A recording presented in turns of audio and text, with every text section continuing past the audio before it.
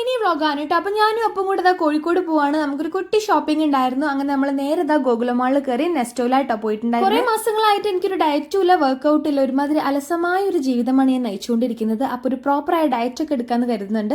അങ്ങനെ നമ്മളിത് അതിനായിട്ടുള്ള ഫുഡ് ഐറ്റംസ് ഒക്കെ വാങ്ങുകയാണ് കേട്ടോ. അങ്ങനെ ഞാൻ ഓട്സും ഗ്രീൻ ടീ ഒക്കെ എടുത്ത് വേഗം ഇട്ടിട്ടുണ്ട്. അപ്പൂനാണെങ്കിൽ ഈ ഒരു സെക്ഷനിലോട്ട് ഭയങ്കര അട്രാക്ഷൻ എന്താണെന്ന് അറിഞ്ഞൂടെ, ഞാൻ ഡയറ്റ് എടുക്കുന്ന കേട്ടപ്പോൾ തോന്നിയതാണ്. പിന്നെ ഞാനിതാ വീറ്റ് ബ്രെഡ് ആണ് എടുത്തിട്ടുണ്ടായിരുന്നത്. ഇനി 2-3 നേരം എനിക്ക് വീറ്റ് ബ്രെഡ് തന്നെ ആയിരിക്കും. അതുപോലെ തന്നെ യോഗേട്ട് എടുത്തു കേട്ടോ. യോഗേട്ട് തന്നെ സ്ട്രോബെറി ഫ്ലേവേർഡ് എടുത്തൊരു പ്ലെയിൻ യോഗേട്ടും എടുത്തു.